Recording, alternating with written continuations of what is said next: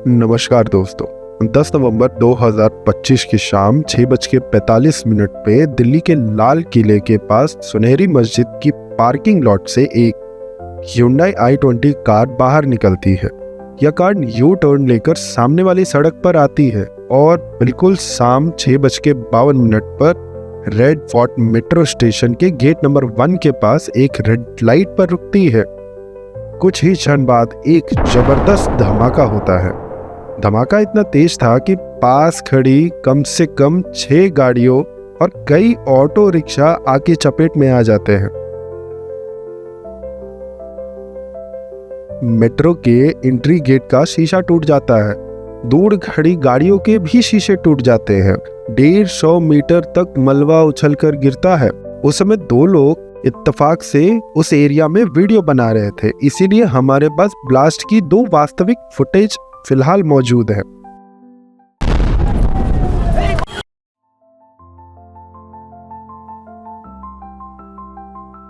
Footage को अगर देखें तो पता चलता है कि झटका कितना गंभीर और तेज था, इतना कि कैमरा तक हिल जाता है। स्थानीय लोगों का कहना है कि इतनी तेज आवाज उन्होंने आज से पहले कभी नहीं सुनी। भयंकर धमाका, बहुत जोर से आवाज थी। ऐसी आवाज हमने पहले नहीं सुनी। कुछ रिपोर्टर्स बताते हैं कि धमाके की आवाज ITO तक सुनाई दी। 6:55 पर दिल्ली फायर सर्विस को कॉल आता है।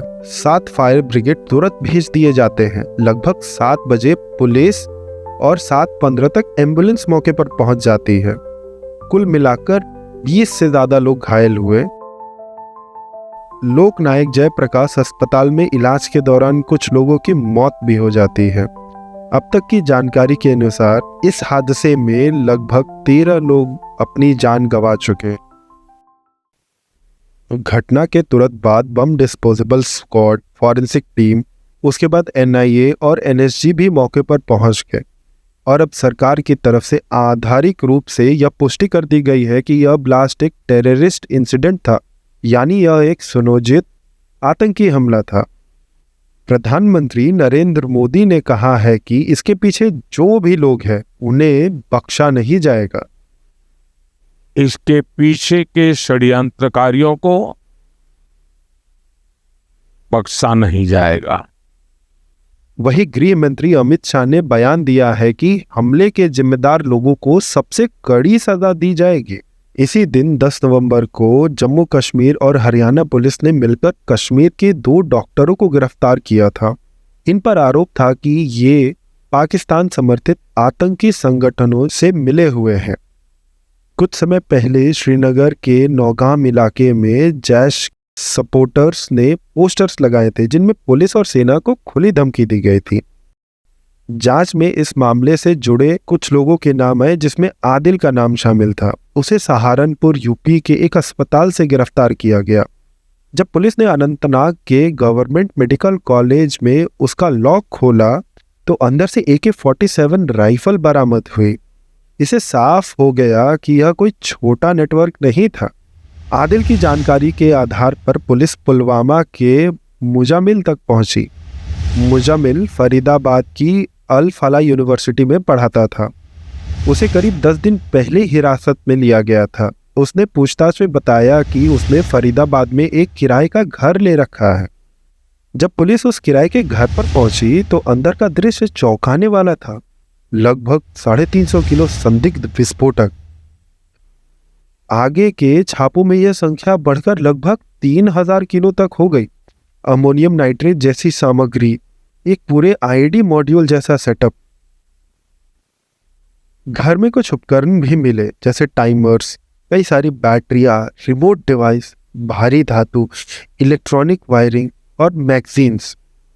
ये सब मिलकर दिखाते हैं यह एक बड़ी संगठित और दीर्घकालिक आतंकी तैयारी थी। रिपोर्ट के अनुसार कि दिल्ली का ब्लास्ट इसी मॉड्यूल से जुड़ा हुआ माना जा रहा है। सबसे महत्वपूर्ण नाम आता है डॉक्टर उमर उन नबी, जो अल फना यूनिवर्सिटी से जुड़ा हुआ था। साथियों की गिरफ्तारी के बाद वह फरार हो गया। पुलिस सूत्रों के मुताबिक धमाके वाली I-20 कार आखिरी बार उमर के ही पास थी। धमाके से पहले वही उसे चला रहा था और उसकी लोकेशन कश्मीर से फरीदाबाद, फरीदाबाद से दिल्ली ट्रेस हुई। यह ब्लास्ट जल्दबाजी और घबराहट में किया गया। यह वही सामग्री थी जो फरीदाबाद में मिली थी। धमाके के बाद पूरे देश में हाई अलर्ट है। दिल्ली में सुरक्षा काफी बढ़ी हुई है। मेट्रो, बाजार, सरकारी संस्थान, संवेदनशील स्थलों और अतिरिक्त सुरक्षा तैयारी की गई है। एनआईए पूरे केस को आतंकवादी विरोधी कानूनों के तहत जांच कर रही है, यानी यूएपीए। कुल मिलाकर यह घटना अब एक पूर्ण रूप से पुष्टि किया गया आतंकी हमला है और इसके पीछे काम कर रहा नेटवर्क कई राज्यों में फैला हुआ हो सकता है। यह घटना दुखद है। 13 परिवारों की दुनिया बदल गई। अब देखने वाली बात यह है कि सरकार आगे क्या कदम उठाती है और क्या इस मॉड्यूल के तार और भी लोगों से जुड़ते हैं। आने वाले दिनों में कई जवाब सामने आएंगे।